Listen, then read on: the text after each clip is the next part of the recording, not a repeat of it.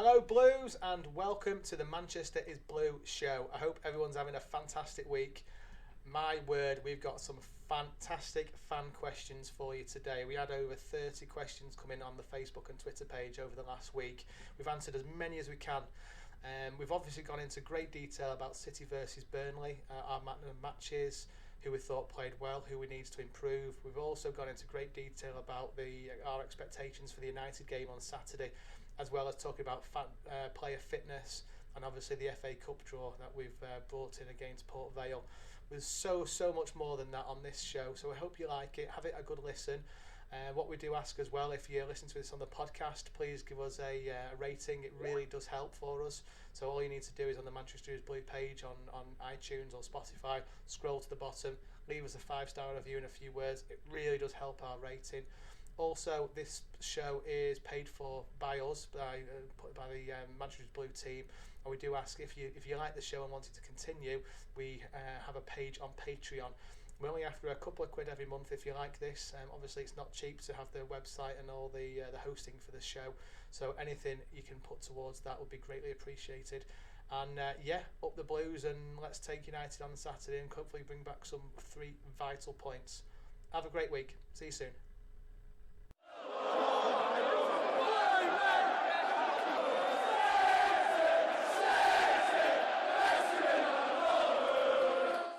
Wednesday night. I do love a Wednesday nighter. Splits the week up perfectly for this. And welcome to the latest Manchester is Blue show. I really like that catchphrase. I don't know what you guys think. I get the feeling I might need to buy that domain soon. I think you're going to have to copyright that, mate. Well, I've got a smile on my face. I wonder why that is. Yeah. What a good win that was last night. Yeah, I was beaming all the way home yesterday. Every fan, I went on the supporters club bus, and everyone was very much of the same opinion as me that yes, we wanted the 3 points, but what we really wanted to see was a performance, and we really got a performance last night. That, from me, and I think I can speak for a lot of other City fans as well, that was the best performance I've seen this season. We were magical last night, like we've played for the last 2 seasons. We were brilliant.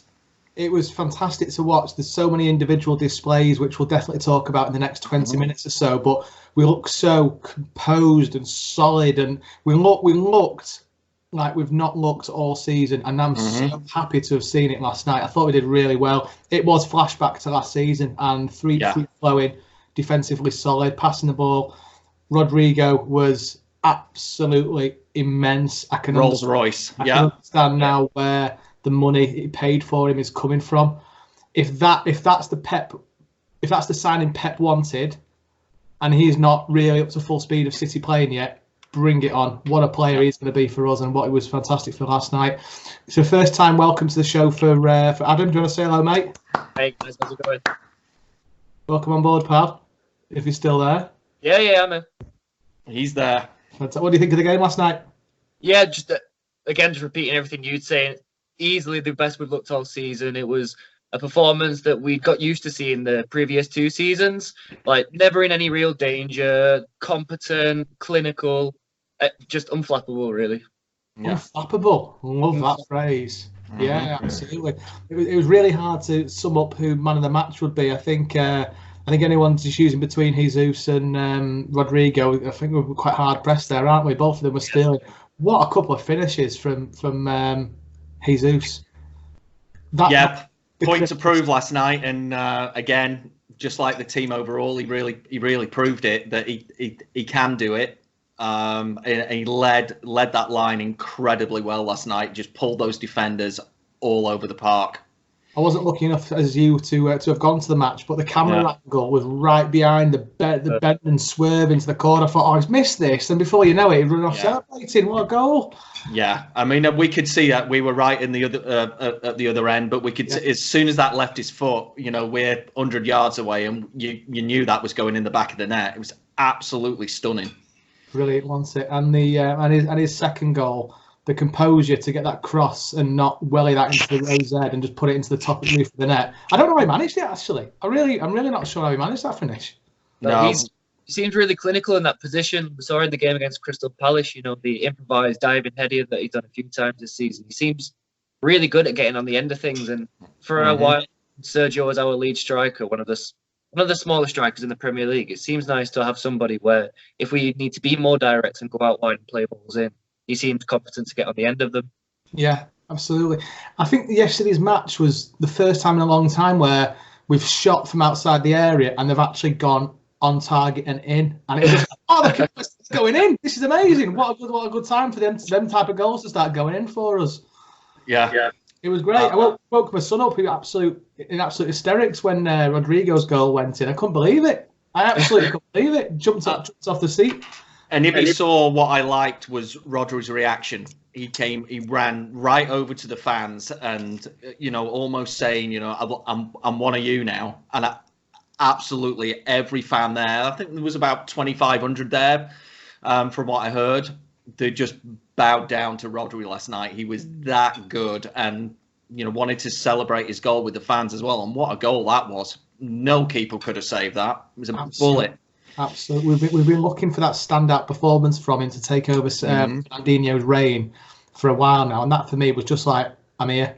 Yeah. Right, this is my position now. No one's having this back off me. He was saying to Fernandinho, you're not coming out of defence, pal. This is my role now. I'm having this. Yeah.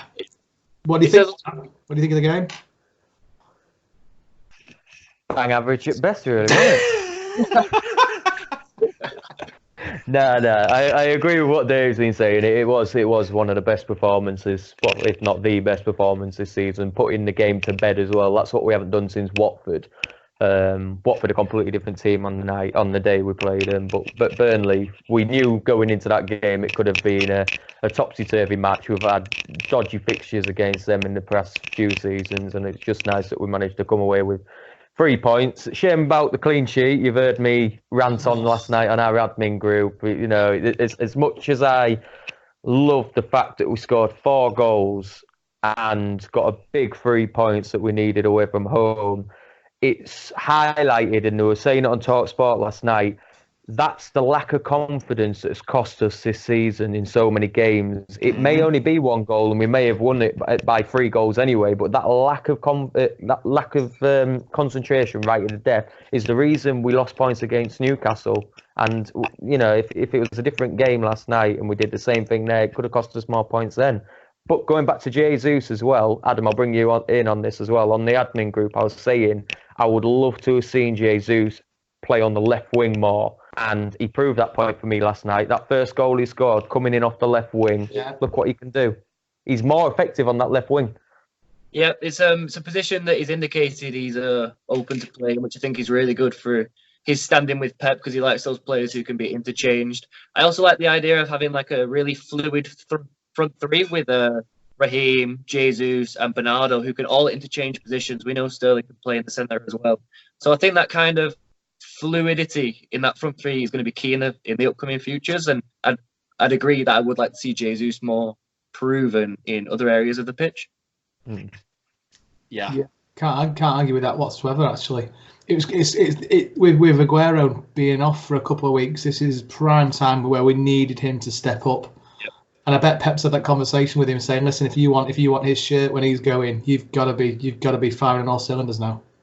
See, I don't think he needed to, because if you listen to what Jesus has spoken about over the past few weeks, that interview he gave about a month ago, saying, "I know my role. I know I'm not first choice, and I've got to bide my time." And I think he's telling himself that. I think he knows. He's so mature. I mean, he's only 22 years of age. He's so mature for that age, and he knows, I am not performing like I should do when I first signed for City. I was supposed to be the next big striker. It's time to prove it. I think a couple of lacklustre performances so far this season were wiped away with last night, because he proved what he can do, and he can be world class. He said a very similar thing last night. I don't know if you watched the afters after he did the interviews. He said a very similar thing last night on the interviews.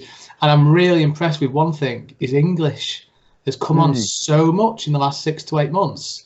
I don't know if he's taken a route. I think Aguero's has as well. So I don't know if Pep's trying to instill in the players to be more culturally adapted to the country they're being in. But I think Jesus' language has really come on to be able to do an interview. I remember him doing an interview with, was it Fernandinho he did one with last year, or was it another Brazilian or South American player where he did one and kind of bit of help on the language barrier, but last night he held his own, which is great to see. Mm-hmm. I think he's very settled now. I think his family are over here now.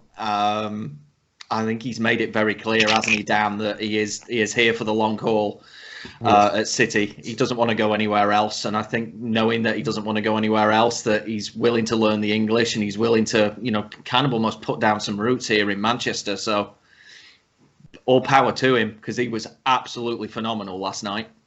Going back to your point there, Dave, I'm last week on the podcast I said Jesus is beginning to look a bit more like a mid-table Europa League side for Wolves. I'm glad I was proven wrong last night.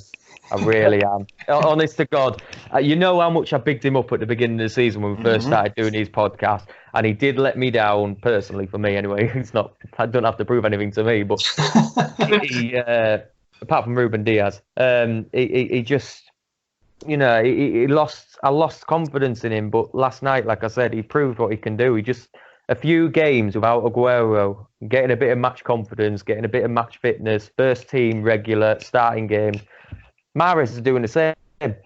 They're proving what they can do given the chance, and I'm glad he's proved me wrong. Well, Mahrez scored his 50th Premier League goal last night, didn't he? Which says a lot for somebody coming off the wing. And it was a great finish, wasn't it? And that was the same thing again, that, we're stuck behind the goal, and as soon as he picked that ball up, you knew where he was going to put it, but you knew he was going to score. You knew that Burnley and the goalkeeper Pope were going to do absolutely nothing about it at all. It was going to go in. Sensational. Absolutely fantastic. And it was just read a stats, just got a copy of it here. City have won back-to-back top flight away games against Burnley for the first time since March 1968. I think they won the cup that year as well. Yes, we did. I don't remember that. I don't quite. Just. No, I definitely wasn't around for that. But no, I can wax lyrical about the performance last night phenomenally well. And the biggest thing for me that I highlighted on the page was how annoyed Ederson was when he was walking off. He was fuming, wasn't he? You could see in his face. And Pep tried to tap him on the shoulder, but Ederson wasn't having any of it. I don't know what his goal bonus must be, but I bet it's a fortune. Look at that last night. And at the end of the day, I think Dan's highlighted this point already, but that wasn't a really good chance that Burnley created. That was our fault. Yeah, that was our mix-up again at the back, not knowing which position and who was going to go and cover that last player. They didn't have a chance all game, and all I'll say on Burnley's side is, I think it was a phenomenal performance by us. I want to make sure that we realise that maybe Burnley just didn't quite show up as well. They didn't look up for that game from the first minute. So I'm very, very happy with that performance, and I hope that continues. But I just wanted to kind of take it with a little bit of pinch of salt that did the real Burnley show up, because they've had some decent results this season, because they did not show up last night. Were we that good that we just absolutely battered them, or did Burnley kind of play into that a little bit because they just didn't show up last night? Well, Sean Dyche has never beaten Pep. Out of 9 chances he's had, I think it's 8 wins and 1 draw. So that says an awful lot. And I know Burnley changed their formation a little bit yesterday, and you can kind of understand why, because most teams do. But it's there's part of me thinking, great win, we need that confidence boost. But again, it's Burnley. Would we have played the same way if it was Spurs, United, Liverpool, etc.? But we've just got to take that positive and run with it. The attitude of the players afterwards in the changing room was brilliant to see. It's like we won a cup. Yeah, it's like, right, catalyst, let's go. All I would say is this: if we play to that level on Saturday, we'll batter them. Yeah. We just have to play at that level again. Yeah, that consistency. The biggest question I've got is, and I know the answer, and I wouldn't. Would you make any changes? No. I think that would be absolutely, completely unfair on that team who played so well if you made one change. And I know I've been screaming out for Foden to start games, and me and Dan have been going back and forth about Garcia playing in a centre-back role. But no, that was, until the 89th minute, pretty much a perfect performance by those players. So that would do a disservice to anyone if he replaced any player. Absolutely. Fernandinho wasn't on the pitch for their goal either, was he? Which says an awful lot about the defensive side of things. So yeah, no, absolutely. I'm nervous. I'm always nervous. I hate derby days. I hate derby days with a passion. I'm going, and I'm really excited. I'm really chuffed that I've got a ticket, etc., etc. But I could quite easily sit in a darkened room in a corner for an hour and a half and just not listen to anything and look at the score afterwards. I hate watching derbies. I always flashback memories of Paul Scholes scoring last-minute winners against us, bastard. Yeah, that one for me is when we were 2-0 up after at half time at Main Road. God, it was 93 or something like that. Yeah, we're 2-0 up, and then Roy Keane scored the winner 3-2. And all the way through the game, they had just lost to Galatasaray in the Champions League or whatever, and they would been winning 2-0, and then they got beaten 3-2. So all the way through the game, we're shouting in 2-0 up, and you fucked it up. And then what do? We do exactly the same thing. Yeah, no, absolutely. That's all I got at school the next day as well. You know, you were 2-0 up, and all day it was horrible. Yeah. And that's probably why I don't like derbies anymore. Are we going for predictions? Is Dan frozen? Is Dan frozen? Or no, no, I am in deep thought. I just don't understand, Dave, how you've drunk so much recently and you have the memory like that. You remember exactly who the opposition were playing. I can't remember what I was doing this morning. Yeah, I think. Although one derby day that obviously I wasn't around before '95, so I don't know any. I can't off the top of my head remember that. But there's only one derby day that's really pissed me off to the core, and that's the Michael Owen last minute winner. That still to this day gets to me. He wasn't even anywhere near his prime, and he just came to United and just scored that one goal. He's got no affiliation to City or United bar that, and still gets to me that. But I just keep thinking of Balotelli. Why always me? Yep. Yeah, let's think of the positives. Let's think of the Sean Gota last derby at Wembley. Last derby at Main Road. There's so many positives to take against United. And I'm not nervous to think of. I think we're going to lose. I just hope it's going to be a good game. I obviously want us to win, but I'm not nervous thinking we're going to get battered this weekend. Because, like you said, Dave, we played to that same intensity, that same level. We've got a good chance of winning. But there's no question about that. And a lot of my United fan mates think they're going to get smashed, which is great to hear. But it makes me even more nervous. Yeah. and they will. We play like we played last night. Rodri plays at that level. Jesus all over the pitch. Bernardo all over the pitch. Sterling actually taking his chances, because that was the one negative from last night.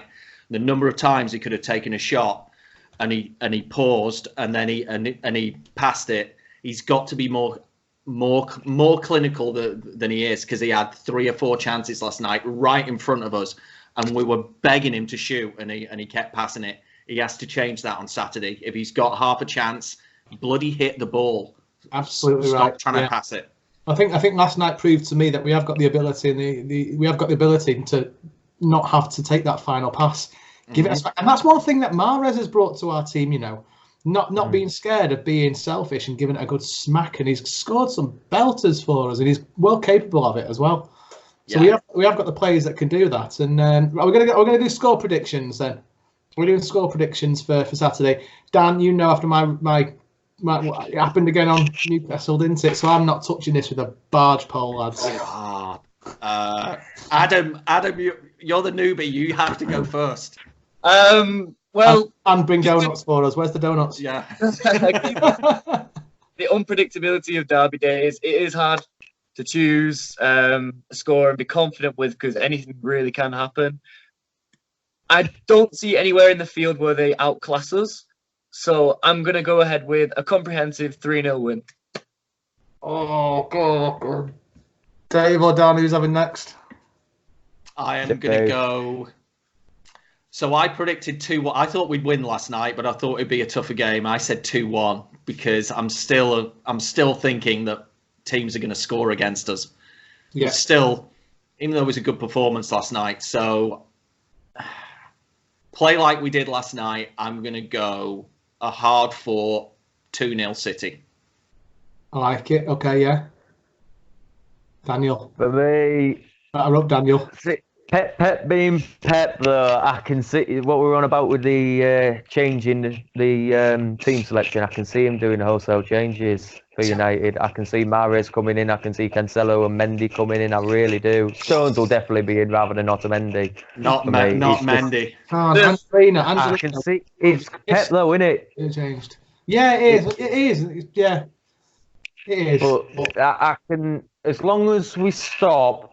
And I hate saying this because of how he's been recently, as long as we stop Rashford, because he is on some fantastic form. I think he even scored against Spurs for United's first goal tonight. He is starting to find the back of the net, and we need to be wary of him. But I'm probably going to have to go with a 4-1, like with Burnley. Okay. I can see us getting a good amount of goals, but the same thing as what Dave said, I can see any team scoring against us. It's a concentration thing again. Who's scratching? Can someone hear scratching in the background? Has someone got mice at their computer? I suppose must be me hearing that. Right, okay, well, I'm confident, but Don't say anything. I'm not touching that card, Paul. I'm sorry, lads. There's absolutely no way I'm having that one. What we're thinking about the FA Cup draw? We got another toughie, didn't we? That's what I'll take it. Nice day out for Port Vale fans. Fair enough. Yeah. Hopefully field not a weakened team, but as I've been saying for many weeks now, maybe that's the chance for Foden to start a game and maybe even be captain. Just, give him a little push. Certainly have Garcia playing and maybe have Doyle and Harwood-Bellis on the bench at least. But, put in a performance, but this is Port Vale, and my God, if we don't beat them, then there's a serious problem. This is one of those where if we don't beat them, we don't deserve to win anything conversation. Exactly. Unfortunately for Port Vale, and I want us to go at them absolutely go at them hang on the tongue. Do we know what date that is? Just having a quick look now, and I can't see the dates on the calendar. Has that been announced yet? When that game's going to be? I think it's all to do with Amazon, BBC, BT Sport, and whoever else is involved now, isn't it? Who's gonna, what time it is? Because just going back to the derby, that is a ridiculous time to be playing a Manchester derby, 5:30. There's gonna be trouble. I'm going to tell you now what's going to happen. There's going to be a ton of trouble because people are going to be drinking all day. Yeah. I've been at the Manchester markets today. People are going to drink all day, go to that game. There's going to be fights. And who are the ones who are going to get in trouble? City as a club are the ones who are going to get in trouble for not being able to control, crowd or, whatever it is. You should not be playing a game of that significance at 5:30. It should be at 11 o'clock in the morning. Absolutely. There's City fans going to Mary D's at 1:30 in the afternoon and all sorts, isn't there, lads? We wouldn't know any of them, would we? No. We've already got one of our admins drinking at 11 in the morning, aren't we? He's not going to make the match at this point. I'm worried about childcare, and he's like, I'll see you in the pub. You won't, mate. Not a chance. There's no chance I'm drinking from 1 o'clock in the afternoon. I won't make the game. Yeah. I remember the semi-final at Wembley, City against United. Obviously a massive game. Thousands of Blues went. Me, my dad and my uncle and a few family members went to the Green Man to the pub. Went for a couple of pints when you can eventually get to the bar for a pint. Came out on the way to the ground. There's a bloke on his back, absolutely out for the count on the grass verge outside the Green Man. I was like, mate, you've come all the way from Manchester to see the game, and you got so drunk you can't even stand up. He's fast asleep. It's just I can't do that. No. Can you imagine? But hey, onwards and upwards. One positive bit of news I saw about Zinchenko getting back to fitness. That's a real boost, especially for that left back position. Because I think would you say Angelino's the best left back we've got? Yeah. Yeah, he played very well last night. Yeah. The only thing that puts me off him is his defensive play. His attacking play is everything we wanted from Mendy. But his defensive, he needs to step that up. He's found out of possession far too much on the right wing for the opposition. Don't get me wrong, he's fantastic getting up the pitch and finding those balls into the penalty box. He's brilliant at that, but he just doesn't track back, and he needs to. He's a left back. He needs to watch that position, because as soon as he's disappeared, and our centre back, we haven't got a proper centre back playing at centre back position. As soon as he's drifted out, everything goes to hell. He just needs to work that out. Walker's a prime example of what he should be. on his day. Walker, as much as getting forward, he tracks back just as quick. He may not win everything, but it's exactly the way a fullback needs to be. Absolutely right. Dan, have you got a microphone on your headset? I have. Why is it rattling? Just keep hold of it, mate. Yeah, it's scratching against your right. trumpet. That's better. Yeah, there you go. It's gone. Yeah. No, I can't argue with that. I can't argue whatsoever. We've got to be really on the ball on Saturday as well. We've got to be so on the ball because let's face it, pound for pound, City should be beating them. As far as I'm concerned, but it's a derby. Derbies go right out the window, don't they? Look at Liverpool Everton tonight. Nobody cares about what's going on. It's a derby. One team could be top league, one team could be bottom, and it's every team. Each team's going to give it absolutely 110%, aren't they? So it goes right out the window for that. Exactly. So yeah, I'm nervous. I'm nervous for United, but I'm quietly confident as well. But it's so hard to say. It really is. Just a good performance. We play like we did last night. We play like we are able to do the last couple of seasons, even with a depleted squad. We should easily beat that team. I can't even say that word. I can't even say it. We should beat that team on Saturday. That's the booze talking. It does feel almost taboo to go into a derby with such confidence, but this is the best time to play Manchester United in recent history. This is them at the lowest. This is them going through a transitional period.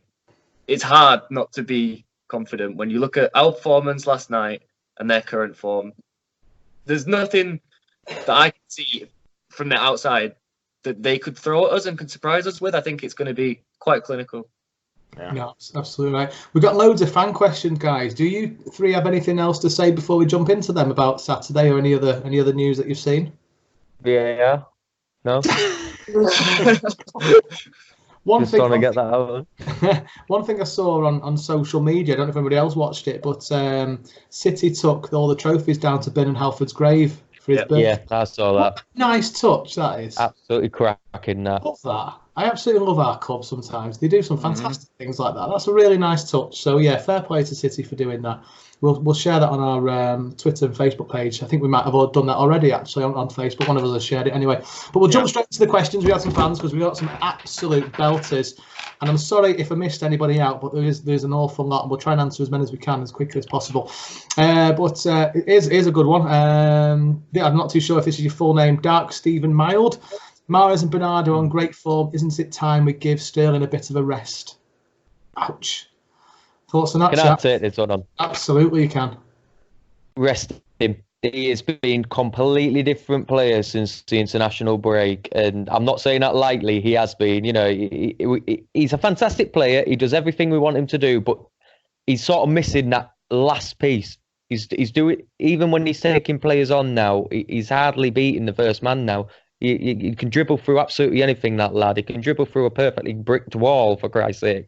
But recent performances like last night, he's just stuttering himself. He's not wanting to go for it as much. He's not hungry for it like everyone else is. And I think he just needs a couple of games out. He won't get that because he's a crucial member of the team. But he does just look like he needs that rest. Just sit back and just say, right, I need to go back in this with 100% charged battery, because he isn't at the moment. He's not firing on all cylinders. No, can't argue with that. Anyone else anything to add to that?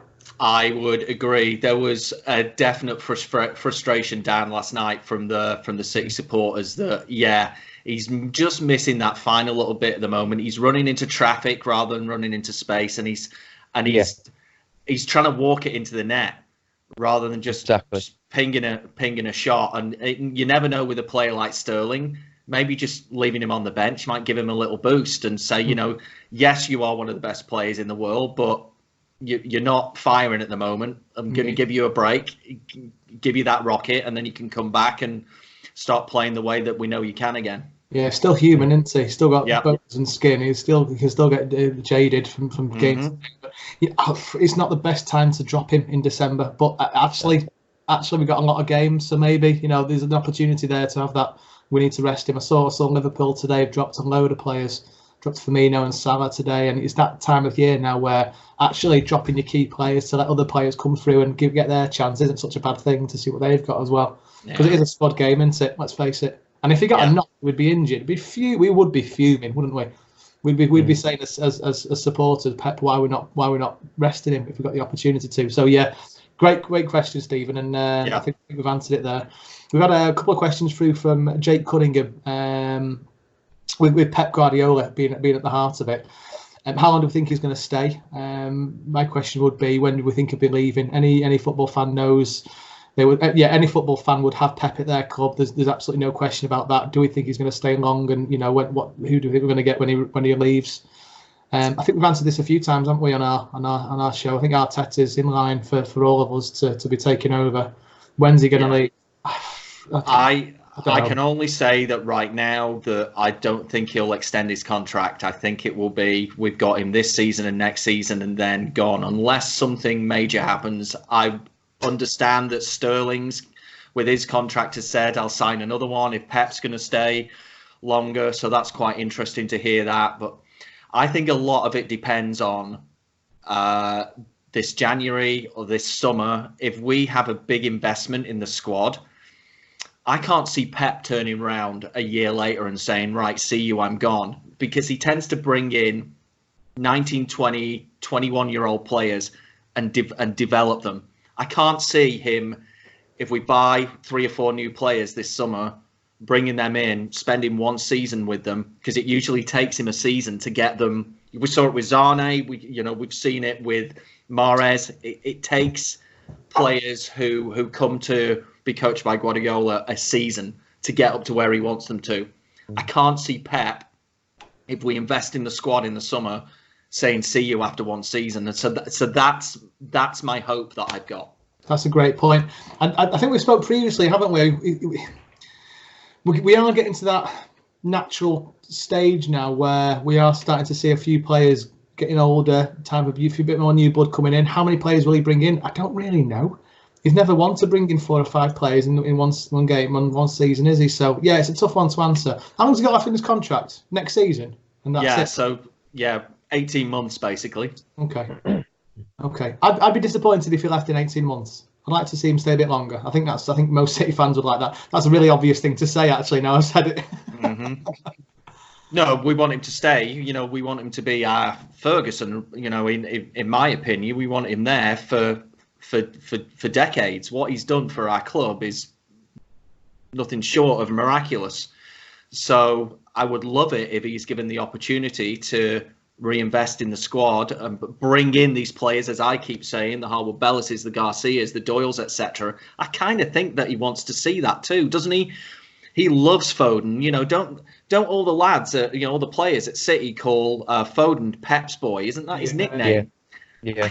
I really think that Pep wants to give Foden that chance and see if he can become that player that we're all thinking and hoping that he's going to be. So again, that's my hope, that Pep wants to see this out for many, many years and really look at just dominating for the next 20 years. Shine as well. I don't think he'd want to leave in 18 months' time when Foden's really coming into his pomp and let somebody else manage him. It's a really good point, actually. Yeah, really good.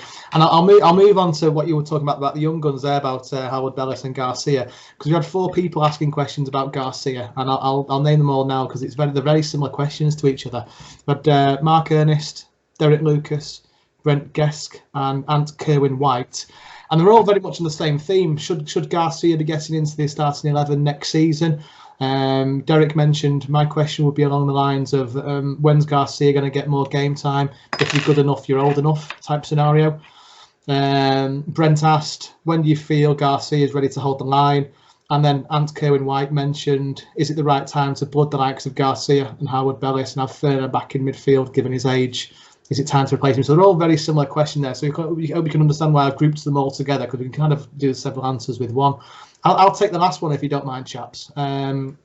Is it the right time to blood Garcia and Harwood Bellis, have Fernand back in the midfield? No, I think Rodri's got to stay there. I think he's got to prove his worth now. Fernandinho's 34, 35 this year. 34. So, for me, now is the time, especially the last couple of games Rodri's had.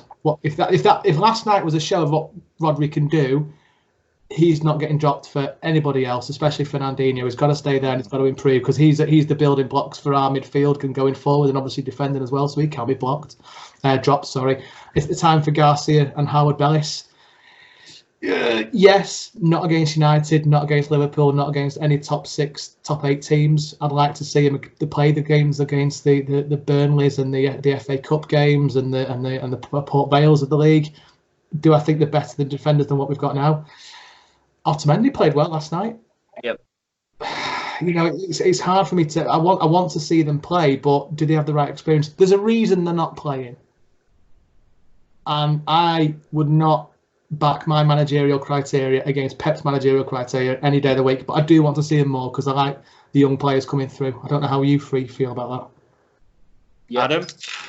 Yeah, I think there's a kind of sense of in Pep we trust. You know, if there's something that he's not doing it for a reason. Like he always likes to have a purpose and a methodology behind things, and we're seeing it with Foden, where he's being like really, really patient with his growth and not forcing him into games when the press or other clubs might be wanting to see what he can do. And I just kind of agree there that if they were right, they would be playing because Pep knows football. He knows how to develop young players, and it's kind of who are we to trust his judgment of the players he has one-on-one interactions with day in, day out. We're Manchester is blue, Adam. We have an opinion, which counts. Yeah, I do trust Pep. I think where I've been getting frustrated the last few weeks and having my heated discussions with Dan is that surely Pep can see that things haven't been right with the formation, with just the way we're playing, just with that team dynamic. As Tom said at the start of this call, they were celebrating in the changing room afterwards, you know, like they'd won a cup. We're kind of not. We want that team dynamic. So where that been? All I've been saying about Pep is he that obstinate that he won't just try a few different things out? I'm not saying play Garcia from the start or Howard Bellis or anything like that, but think of something new rather than keep going for the 4-1-3 formation, because we're obviously being found out a little bit with it. So just try something new out, you know, in training, work on it, and let's just see if it works. That's all I've ever been saying. I do trust him, and the bit that I'd say about Foden is that how much. This would be my question to you, Adam. How much are we really seeing from Foden when he's only getting 15 minutes? We're seeing time and time again that Merlin had a good game last night, admittedly, but his legs are going. And I spoke to a lot of City fans last night, and they were saying very much what I was saying, that what they would like to see is it the other way around. Put Foden on to start the game and learn from it. And if he's not playing well, then we have the greatest player who's ever played for City on the bench and can come in for those last 30 minutes. And that's what I'm hoping Pep would do, is just try and change something up, knowing that he's still got those players on the bench if things aren't working out. That's all. Yeah. What do you think, Adam? Yeah, I can't disagree with that. Definitely, when Foden has come on, he seems to be the bright spark in the team, you know, something different, this unique feel. And I think we've made no secret of him naturally being the successor to David Silva. So I'm really not against him getting as many opportunities and experience as he can. The only thing that I would kind of counteract that with is Pep's judgment. And we've seen countless examples of players being brought up too quickly and then flopping. And that is the absolute last thing we don't need with Phil Foden. As you say, David Silva is getting on, but I would rather trust in Pep's judgment and his patience with Foden in order not to potentially rush him in too quickly and ruin this natural successor we have.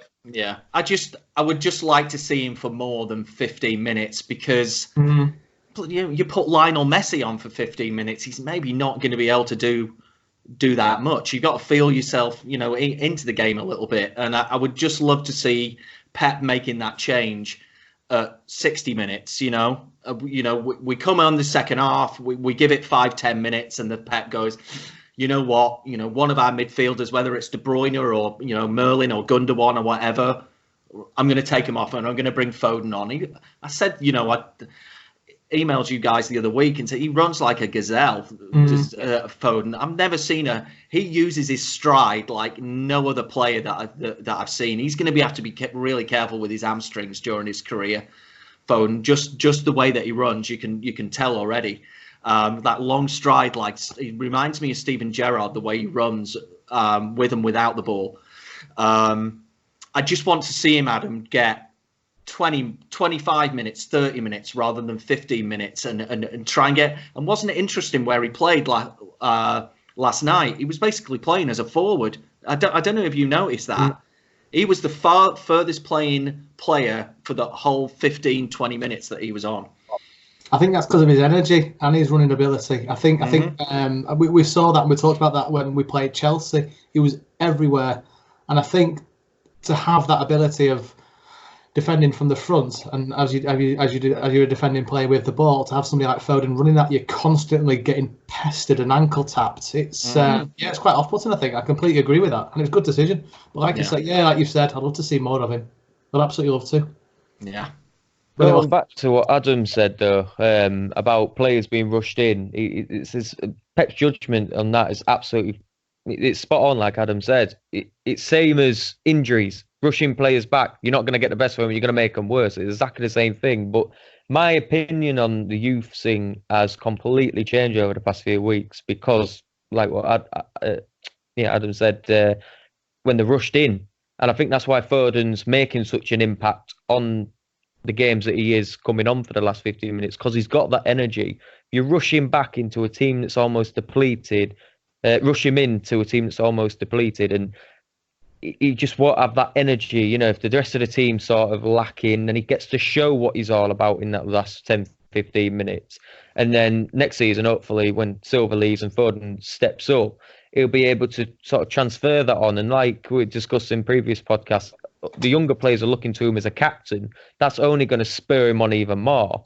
But going back to Barcelona days when Pep was in charge, how many, we posted a list a few months ago, how many of the top players in Guardiola's Barcelona team didn't actually start first team regular football till 21, 22, 23 years of age, and look how they came on. That was that was my post, you know. Deco, Busquets, who's the Spain coach now? I've forgotten his name.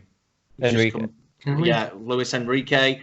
They all didn't start playing, you know, for Barca until the 21-22. You know, before that, they had literally a handful of performances, you know, between them. And I agree with that.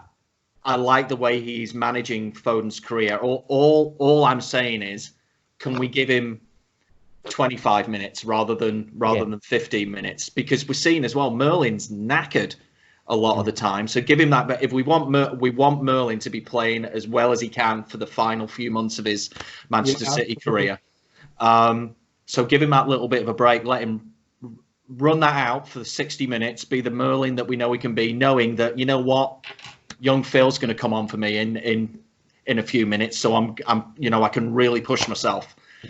That's all. It's interesting. Sorry, just to interject there, I just need to just double check something. Angelino's 22. Right, we had a couple of questions come through from one from Ashley Hesk and one from Nafis Khan. So just to mention this point, but I want to get their questions in on this because I think it's quite poignant.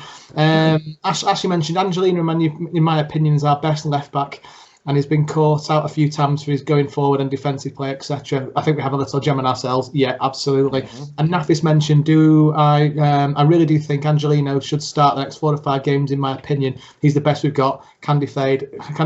Okay, yeah, a little bit of a shock there, but can put in a good delivery. Exactly what you said before. Is it Dan that mentioned that? Yeah, and he's 22, and I still see him in the same age category as Foden, but he's getting more game time.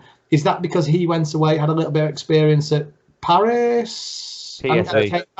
What's the difference there between Angelino, similar age bracket yet 2 years older, and Foden that's not getting as much game time? Is there a trust element there? He went out on loan and toughened up a little bit. So he was at Girona for a season, and that didn't really work out for him. And then it was PSV who bought him, and I think he played 45 games for PSV. I think he was voted Dutch Defender of the Year, whatever it is. So he had that experience behind him. Even though he's been in the same teams, youth teams and whatever as Foden all the way along, he went away, played the man's game, and then came back and is ready. And I'm almost saying now maybe Foden needs to go out on loan, and I'm not saying that at all, never. But Angelino, what he's come back and he's getting a game time. I think that's the difference. I think the only reason though is he's lucky, Angelino, because if you'd had Foden in his position, I think Foden would have been playing as much as he had, because we haven't had half the amount of injuries in that attacking midfield as we have left back. And I think the only reason Angelino came back is because obviously Mendy's got injury prone at the moment. Zinchenko's not a natural left back. And we thought if we've got a decent left back who's won Defender of the Year, that we can buy back for only a factor of $1 million of what he's worth via the contract clause, bring him in. And I think he's got, I don't like to say it because he is a good left back. He is a good left back, arguably the best one we've got. But I do think there's a little bit of luck involved. And I think if Foden was a left back, I think Foden would have been getting the same amount of game time. Interesting. Really interesting point, Matt. And if that's a very good point, Dan. I've never really thought that in that regard, because when you think of it, Foden can play David Silva's position and De Bruyne's position. Mm-hmm. How the hell are you going to get those two out of the team?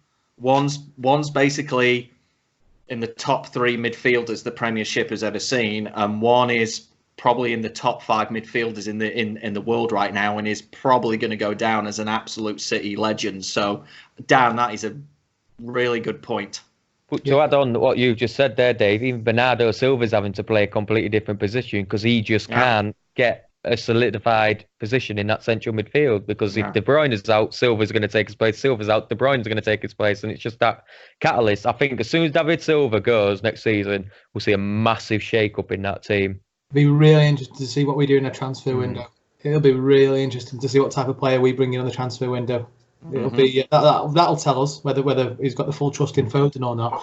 But I think we should move on, because we've got loads of questions, lads, if that's all right. We've got a really good one here from what's his name? Chris Blankenship Lane. There's been a lot of focus on I'm ad-libbing a little bit here, lads, so forgive me on this. There's been a lot of focus on players and management over the years, but what about our owners and chairman?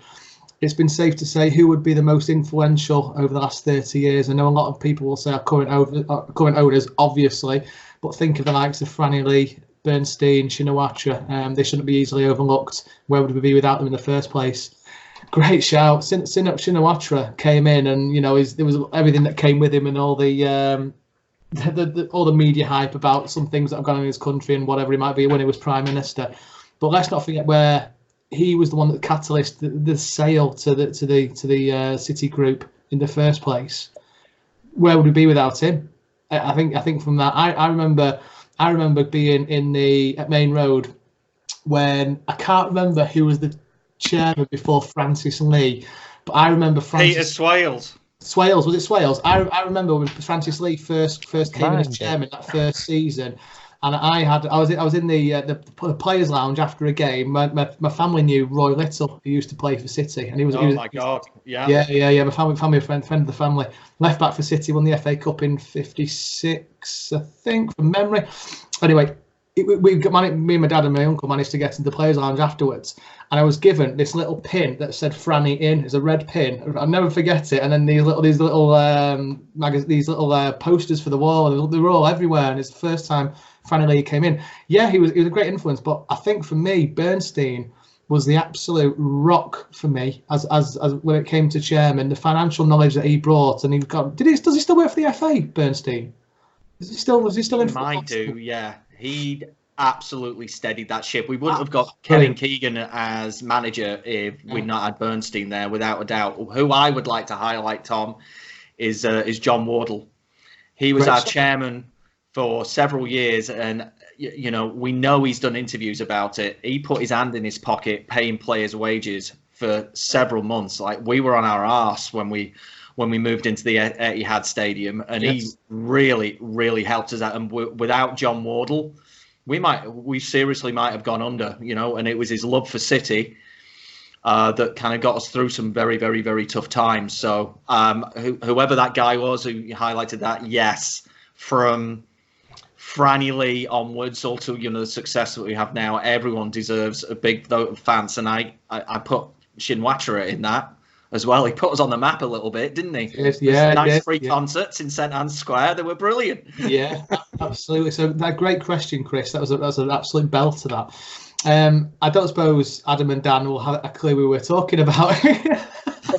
Recognise the names, yeah, but yeah, I think just a bit before me. Oh, the only reason I know Francis Lee is because he was chairman. Apparently, he wasn't bad at football either, and scoring penalties. Everybody knows Franny Lee without a doubt. Yeah. But...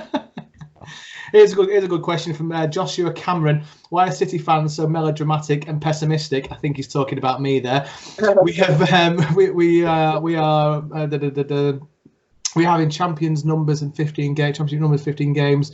Liverpool have won 8 out of their 13 games with 1 goal difference, 2-1. I spoke to one of my Liverpool fan friends the other day, and they said it's since September they've won by 1-0 every game, and I think that might change tonight because they're currently 3-1 up against Everton. Bastards. That's Marco Silva gone, isn't it? Do we really think their luck will continue?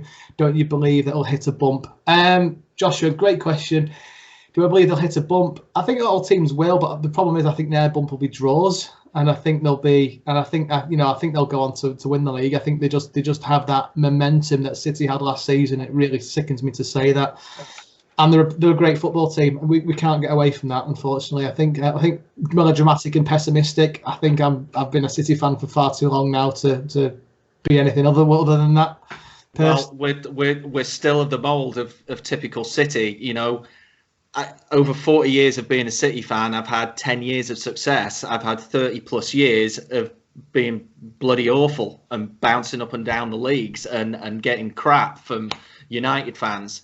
So, of course, we're going to be a little bit pessimistic. It's going to take a long, long time for me to be all rosy every time I come on a podcast and go to a game. It's just, I don't think that's in the DNA of a City fan.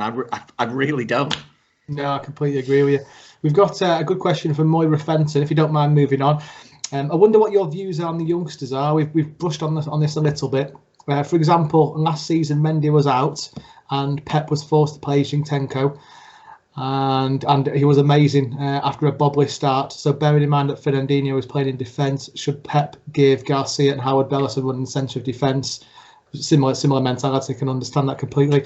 They play well there for the unders, so assuming the academy players, etc. In that same way, Fernandinho will be able to get back into midfield, and where, in my opinion, he is best. I think we've brushed on this, and I think you're right. I think Rodri won't be replaced now by Fernandinho. I think because he's Pep's player. Do I think Garcia and Howard Bellis should get a run in central defence?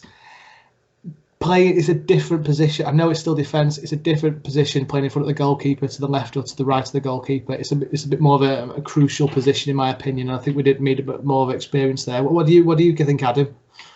Yeah, again, back to the Foden point where we don't want to be rushing our players too quickly. I think it will be good to phase them in more. I do agree there probably should be an advancement of that during our current predicament with the games with Port Vale coming up. But I'd like to see them with more experience before we trust them with such a heavy load, which has clearly been, our downfall this season, our back line. So I'd like to see them more experience, more confidence, more settled in the team, and yeah. I think they're promising, and it's something I would like to see in the near future. And like I say, an advancement of, but not right now. I think with our performance yesterday, the experience we have at a currently rocky time, I think it's best to get through this as cleanly as possible. Once we're all set with fully strength squad, maybe try and experience them a little bit more. No, fantastic. Good question coming from Dave Shepherd. Otamendi played well last night, which he did. Can you identify, was it anything to do with who was at the back with him? I think Fernandinho at the back with anybody will make them a better player. Similar mentality to having company at the back, I think. What do you think, Dave? He did have a good game last night, and I can only hope that Otamendi is just someone who is still willing to learn from mistakes. He doesn't want to make mistakes. He wants to play his best. He doesn't want to be dropped from the team either. So I think he just got his head screwed on last night and just thought, that nothing's getting past me. That's all I can think. I don't think it was anything to do with Fernandinho or Walker or Angelino or Edison. I think they just played well as a unit, which goes back to, did we change anything on Saturday? No, because that 5 played well as a unit. So why change it up? Absolutely. It deserves a chance. Yeah, no, I can't agree with that. Dan, I've got a question for you here from Ellis Watts. Isn't it time Bernardo played in the number 10 role ahead of David Silva? Move Mahrez out right and Sterling onto the left. That way Bernardo plays at 10 for Portugal and creates basically all of Ronaldo's goals. Cracking question for you, that.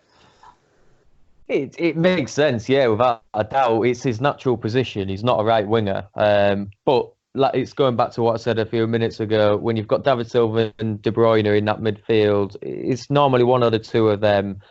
It's just whether we have the depth in the other positions. Right now, if it's not Mahrez, Sterling's obviously going to be playing, but we haven't got a left winger, so it has to be Sterling on the left wing. If it's not Mahrez, it has to be Bernardo, because he's the only one that can do that position that isn't being filled by someone else, you know. But it goes back to what I said about Jesus. Try Jesus out on the left. When Aguero's back, put Jesus out on the left, bring Sterling back onto the right, like he did when he first signed for City. Then, you know, tweak with Bernardo in the central. But I don't see that happening until next season when David Silva leaves. Great point. Dave, question for you here from Frank Lane. Years ago, the players came out 10 minutes before kick-off to get warm up and no subs, very few muscle injuries, and the same team played week in, week out. So how come all the problems today go out 40 minutes or so before kick-off, and the balls are up lighter now, and you're not getting the old leather ones which soak up the rain, etc., off the pitches, and the pitches are threadbare, and the goal mouth, etc., is a quagmire when it rained. What's changed? Just the game. I mean, you're talking 10 years ago, it was, even then, it was a different game. It's so slick and fast now, and the way, I think we said this on the podcast last week, particularly with City and Pep, the way that he goes about coaching that team and the pressure that he expects from them to win that ball back in 3 or 4 seconds, the speed of counter-attack, you're going to get injuries. And I think we said this last week on the podcast that's somewhat of the feeling, around City, that maybe why we've struggled a little, why we've got so many injuries this season, is because those players for the last 2 seasons have run their arses into the ground for that shirt, and now they're just beginning to feel the effects of that. And let's bear in mind that, the De Bruyne's, Sterling's, etc., they've had no time off. They're just playing because there was a World Cup. Yeah, absolutely. You fast forward another few months, and then we've got European Championships. So I think it's just the pace of the game, and I think it's the way Manchester City in particular play, that's why we are falling with injuries. And I guarantee you it won't be this season, but the way Liverpool are playing, they played well last season, they're playing well this season. This will be them in 12 months' time, where, those Mane, Zala, etc., who run themselves into the ground during the game, they're probably going to suffer with injuries as well. It's just the way it is. I think you're absolutely spot on. And just to answer one of many good points from Frank, I think players played with injuries. I think players, I hate to use the phrase, but manned up an awful lot back in the day where they didn't have substitutions. They had no alternative but to play. I mentioned, I go back to Roy Little's days. Bert Trautmann broke his neck, carried on playing. You didn't have an alternative. That's just what the players did. Whether it was right or wrong, there wasn't the sports science that there is these days. Going out 20 minutes or 50 minutes or 40 minutes before, it's all been fine-tuned and heavily choreographed from the sports science team at City to get the best out of those players. So the world's changed and massively, and I think a lot to do with, we did pick up that niggle, that hamstring injury. They've got to play anyway. There's no alternative, so they won't be moaning about it because there isn't as much emphasis on it because of the squad size we've got now. And look as well at how much physiotherapy and stuff and surgeries has changed over the years as well. When Paul Lake did his cruciate, no one even knew what a cruciate ligament was. They literally didn't know how to fix it. My God, if I could have any player, have his career all over again, particularly, right now, would be Paul Lake, because he would be back playing and back to be the same player again within 9 months. And the poor guy was out for 2.5 years. You know, another Colin Bell trying to get back to that same level again. So, you know, sports medicine and science has come on leaps and bounds as well. You know, you hear these stories. Niall Quinn, when he did his cruciate, I think he played for another few minutes. You know, when he did it, I was at that game, and then he kind of had to say, you know what, I'm just not feeling great. I think I might have twisted it or something. And then lo and behold, you know, you hear later that night, he's out for the season with a cruciate. That things have come on now, and we can get players right again a lot better than we used to do. Absolutely. We're just coming up to the hour, so we'll crack on through these. Tom Roach has mentioned City to go big for Bahrain and Umtiti to ensure that when Laporte is back, we have the best centre-back pairing in the world. They're both French. Seen a lot of shaky heads there. Thoughts on that, chaps? Can't see it. No. Yeah. Means spending Can't an see absolute fortune, and it's not us. We're not that sort of team. Yeah, no, I can't disagree with that whatsoever.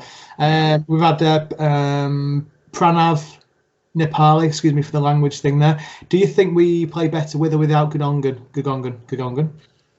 I will highlight last night as example 1, Your Honour, and I'll leave it at that. Can't argue with that. I think you have your answer there, Pranav. Yeah. Dylan Lim has asked the question, can we all agree Jesus gets to starting 11 in... Oh, I don't know about this, mate. Can we agree that Jesus gets in the starting 11 in the world, except for Liverpool, Spurs and Bayern, and us because of Sergio? Does he get a starting lineup in every one of those teams? I don't think he does at the minute. I know he had a good game last night, Dylan, but no, he had a great game yesterday, let's face it, but he's not doing it week in, week out. He's not doing it consistently enough for me. Sergio goes in a couple of years' time. If he's at the same level as Sergio, obviously, yes, but at the minute, no, not for me, buddy. I don't know. Do you guys agree as well? I'm seeing a lot of shaking, a lot of nodding heads there. He's not there yet. I hate asking about worst signings, but Lewis Cooper has asked, what is Pep's worst signing? Quick fire question. Mendy. Oh, yeah. How can it not be? In 2 years, we've got about 5 games, and it's injury related. I get that. Yes. But you stick to we bought one player, and we thought he was going to be a superstar, and it looked like he was going to be in the 3 games he played for us before he got injured, and now he's not played, and now we all know he's either struggling with injury or he's just not going to be the same player again. 50 million, that's the worst buy. Can't disagree with that, and he's linked to social media. What do you reckon, Adam? I'd just like to put forward Claudio Bravo as an option, maybe. Oh, that's not a bad one either. Bravo. Just remind ourselves that he did win us the league. Yeah. I was going to say Bravo myself, but he did on a couple of occasions. He has won us cups on his own. So I don't remember doing that. Good shout though. Where he didn't make a save. Yeah, You that know? is a shout, Adam. Dan, Going with Mendy.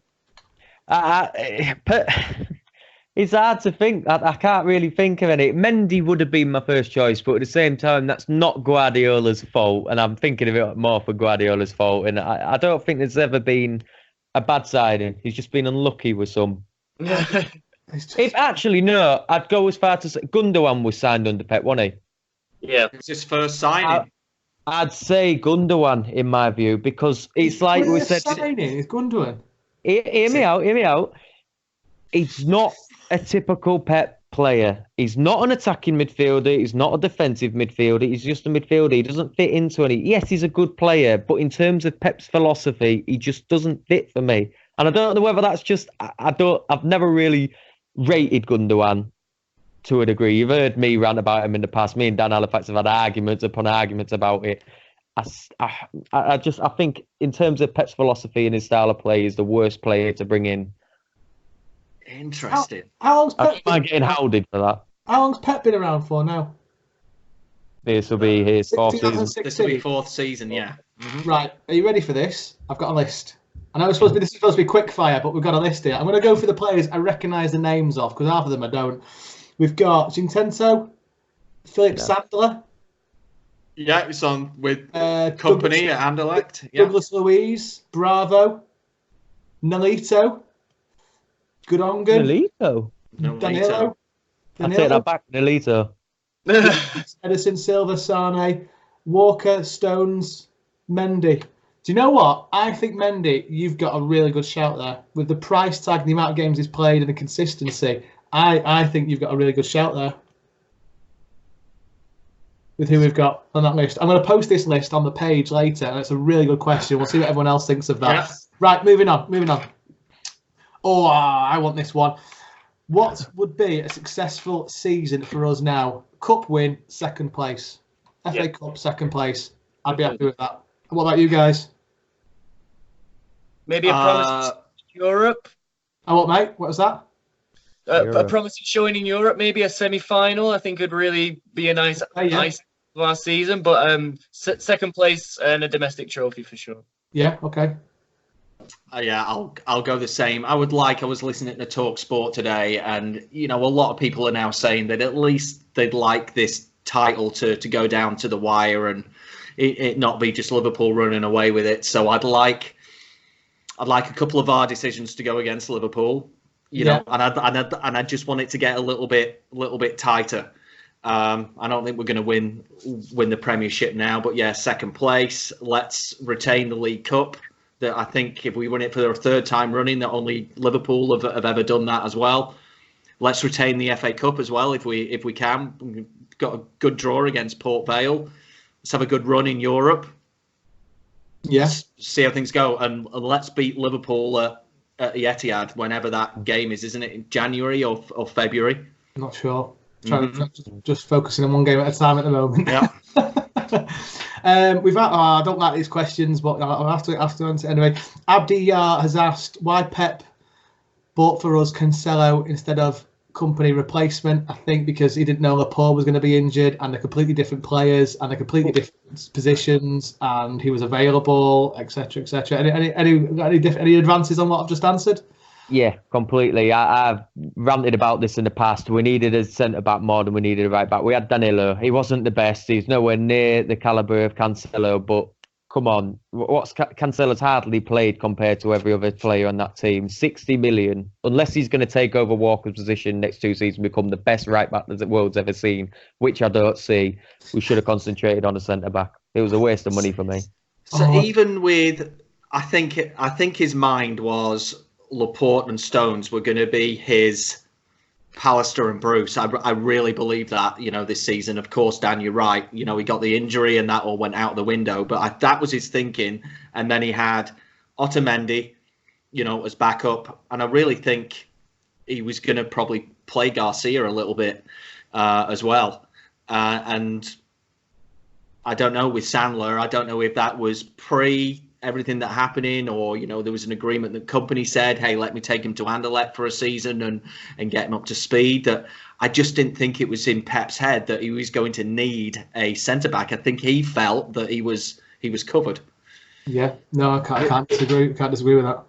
The only reason I say what I said, though, Dave, is because of the company disappearing. I don't think, even if Pep had in his mind Stones and Stones and Laporte would be the main men, he should have spent that 60 million on a proper out-and-out centre-back who's vocal, because as soon as company left, we've discussed this in the past, we've got no leader in that team at all, no proper leader. I think we needed a proper world-class centre-back to partnership Laporte, even Laporte injury aside, just a vocalist, somebody there, world-class leaders, put performance in and out, instead of a right-back that's hardly played, and he doesn't look anywhere near as a leader. He doesn't talk. When at the Shakhtar game, I don't think I heard him shout once for the ball. It's, for me, a waste of money. We should have spent it on a really vocal, world-class centre-back. I can't disagree with that at all. Can't disagree with that, Dan. No, I can't disagree with that. All right, I want a quick yes and no from all of you. Right, Mendy, sell or keep? Well, that's not yes and no, is it? Sell or keep? Forget yes and no. Yes. Sell or keep? Sell. Sell? Keep. Daniel? Yes. I messed that up, didn't I? Keep. I think for me, we're never going to be able to sell him and we keep the money. I think he's a. I really want him to do well. I think he needs to bring his athletic tendencies back. I think he needs to get back up to full fitness. Give him another season. Let's see what you got, pal. And then we go from there. I think it's too early. That was a question that came in from Lewis Cooper. I think it's too early to answer that. but Dave's already got rid of him until he scores a winner. I mean, we're going to keep him because we're not going to sell him. Yeah, for what would we get for him at the moment? 20 million? Not a lot. If that. Not a that'll lot. be pushing it. So of course he's gonna stay. But what we need to see is if we're going to keep him another season, once you start playing, and if you're not right, then so be it. And what we're seeing right now is he's had too much time out of the game. 2 years is too much. Absolutely, really struggling. No, you're absolutely right. And Rob Golden's asked a really interesting question: how do you get those ships into bottles? And do you know what I've done? I've posted a link on YouTube of how to do that on his question, just so he knows. Only joking. This comes on to the Mendy situation. My question would be, what does the future hold for Mendy? If we sold him now, what would it be worth compared to what we paid for him? Oh, Rob, like we said, we're not going to sell him. I think, what did we pay for him? 50 million. We're never going to get anything near half of that for him with the consistency. He's probably got a couple of years left in his contract. The future is he's going to be a City player for a couple of years to come yet. Next season is Mendy's season. That's the be all and end all of it. If he doesn't do well next season, Pep will ship him out and hopefully bring in Chichenko again and Angelino to cover. But Pep likes him. Pep signed him. Let's face it, if we could have Monaco Mendy, he'd be first team now. He'd probably be the best left back in the country. But he's not there because he's been injured. So let's give him another season. Let's see where we go from there. And hopefully Monaco Mendy can come back. I think agreed. Agree with that? Yeah. Lee Mooney's asked the question. I'm 50 years of age. Been City fan all my life. You're making me dizzy, Adam. Anyone complaining nowadays needs a reality check. It's not really a question, that really, Lee. Anyone complaining nowadays? Yeah, not everyone's 50, Lee. Not everyone's been through everything you've been through. My nephew is 15 years old and has had nothing but success with City. And did he whinge when we got drew against Newcastle? Yeah, he whinged because that's all he's seen. I'm 37. I've seen City away at York. I've been all over the country with City. I remember us playing Stockport in friendlies. Did I whinge even though we've been winning this year? Yeah, of course I whinge. Everyone's allowed to have a whinge every now and then. He did nothing but whinge at the weekend when Newcastle scored. He did nothing but whinge, believe me. Hey, next to him after he had a few drinks, he did whinge. Me and Dan met up for a pint and watched the game, and I think he told me to watch my language once or twice, especially when Shelby stepped up for that shot. Oh, that's really annoying. I don't think I'm allowed back in that pub. Quite a quaint little place, though. My pint's still on the roof. Oh, we need to rattle through these, don't we? Last question from Norman Porter. If we could only sign 2 players in the next 2 transfer windows, what position should they be? And who would our targets be? I'm going to go for one at centre-back and another at centre-back for cover. I was going to say exactly the same thing, Tom.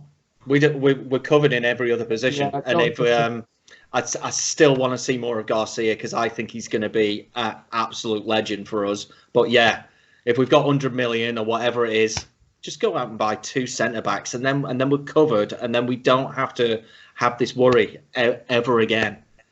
Yeah, can't disagree. What do you two think, Adam? Yeah, completely agree. Strengthening the back line, maybe a Sionku, a Ruben Diaz, someone of those pedigree, you know. Dan smiling. Everywhere styled over Leicester. Everywhere else we have sufficient quality for at least the next few seasons. So yeah, just fortify the back line. Absolutely. Yeah. Dan, what do you reckon? Centre back and defensive mid. I don't think Fernandinho will ever step foot back in the central mid. I think Pep's found his retirement position now as centre back. So would you bring somebody else in to fight for position with Rodri? No, I think Rodri's got the position, but I think he needs a very young defensive midfielder to even contemplate fighting for the place of Rodri. Doyle? He can't get anyone older. Again, you say Doyle. I think he can be, from what we've seen of Doyle so far, he could do it, but it's the whole thing with youth again. But I'm only saying that because you said you wanted someone very young. Doyle's 18, and he's not going to get that game time, but he can challenge and learn. I mean, well, say 20 to 22 years of age, but who's played a few games. I mean, you've got like the Diego Llorente, who's about 22 now. I think he plays for Atletico Madrid or Real Madrid, one of them. And he's the sort of player just as a proper backup, you know, to Rodri, who can fill in perfectly if he got injured. But I don't think Fernandinho will ever go back in midfield again now. Yeah, can't really. I'm inclined to agree with you there, Dan. I think Pep's almost said the same thing in the last few days in interviews. So he said perfectly that he likes Fernandinho in that position completely. I can't disagree with that. I've got a question now. This is my question, but I don't want you to answer it. What I'm going to do is I'm going to ask it now, and I want people to refer to the Facebook page for all the answers, because that's where I'm going to put mine on in the morning. And what does the City squad look like in 4 seasons? So I need you to put your thinking caps on tonight, chaps. What does the squad look like in 4 seasons? I don't want your answers now, because we've done an hour and 15 minutes, and I need something to eat. Me too. Wearing blue. Anything else to add, lads, before we switch off? No, let's have a good game on Saturday. Yeah, Adam, cracking first time, mate, with us lot. You've settled straight into that. Yeah, Let's appreciate it. We might have to promote you to the admin group now, buddy. Yeah, amazing. Thank you very much. The only problem with that is, as Dave does, you wake up at 8 o'clock in the morning and you get 178 notifications on your Facebook. That's the only problem with that. If you can put up with that, mate, I think you'll be all right. Amazing. Every morning, it's bloody grannies with the knitting needles out. 100, you love 170 messages. I'm not contributing to that. I'm the quiet one. Oh, God. Oh, fantastic. Right, well, thanks very much for your time, lads. Thank you very much. Absolutely go for it on Saturday and give it everything we've got. And if either of you have got any time to do some videos before or after the game, we'll try and put a little Saturday show on for what we can do. And let's give it everything we've got for Saturday. Absolutely, we'll do that. Smashing. Right, lads, have a great night. I'll speak to you soon. All right, City till we die. See you later. All the best, boys. Bye.